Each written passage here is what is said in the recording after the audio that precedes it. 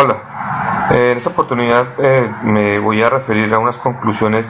sobre la unidad 2, fase 3 de la asignatura Teoría Sociológica Contemporánea, donde se está explorando unos conceptos nuevos y que me parecen, como estudiante de sociología, muy interesante manejar aquellos campos donde se desenvuelve la teoría sociológica contemporánea. En esa oportunidad me voy a referir a dos autores dentro del marco de la unidad, que es Bauman, que maneja sobre el tema de la modernidad líquida, y al señor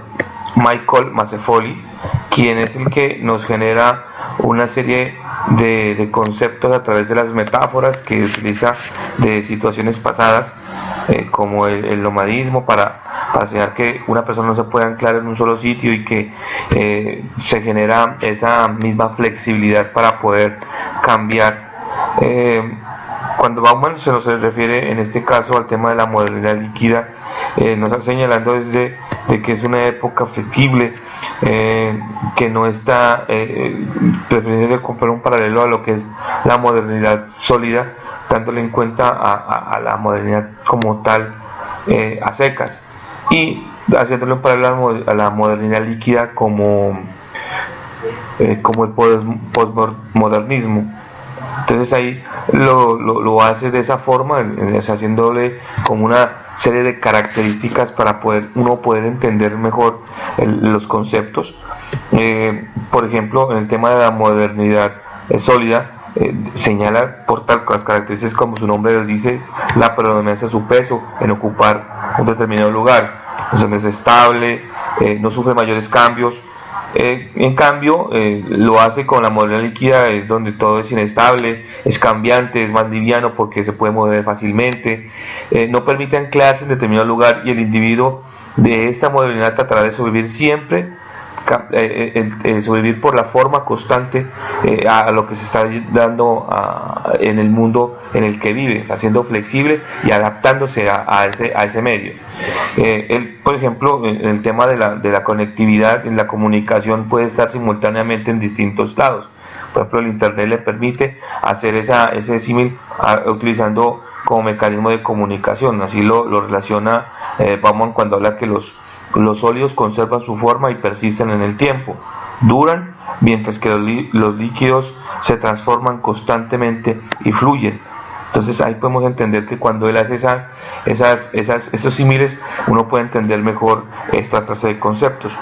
Para entender aún más, sin llegar a utilizar tecnicismos, y continuando con lo que estaba expresando, y para ejemplarizar como quiere entender el punto de vista de Bauman, es que los aspectos relacionados en el tema, por ejemplo, en laboral, en la anterior modernidad, en la sólida, se habla sobre un plan de carrera, que había algo fijo, que la persona que ingresaba a una actividad laboral quería perdurar en el tiempo, buscaba que salir en un puesto y tener esa misma situación cuando saliera. Ahora el tema de la modernidad líquida cambia, es flexible el sistema laboral. Ya el trabajador realiza la misma tarea y ya no es rígida como tal, y las empresas lo han entendido de esa forma, y por el tema de los cambios que existen, y esa misma persona puede hacer varios puestos de trabajo, y eso le permite que mucha gente no tenga continuidad en el trabajo. O también puede ser que una persona que haya ingresado como mensajero puede salir hasta como gerente. Entonces es flexible, la modernidad líquida es flexible frente a este punto. Por ejemplo, otro ejemplo que podríamos señalar aquí es la compra de productos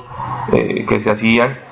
por el uso como tal. O sea, en la modernidad sólida se compraba un elemento era porque iba a perdurar y lo necesitaba como tal. En cambio, en la modernidad líquida, esto se cambia, por ejemplo, un celular por otro más moderno, o que sea la vanguardia de la tecnología. O sea, no tanto por su uso, sino por vivir a la moda y tener una tendencia que se generaliza para muchas personas. Entonces, esto es una de las cosas que quería señalar, y hacerle un símil como a lo que dice Masefoli en el tema de lo que es el nomadismo, que no hay una situación de un lugar específico para pues lograr entender que es como lo menciona él, no en clase, en un solo sitio, así lo mencionaba Bauman, y lo que se me hace Foley es que a través de esas metáforas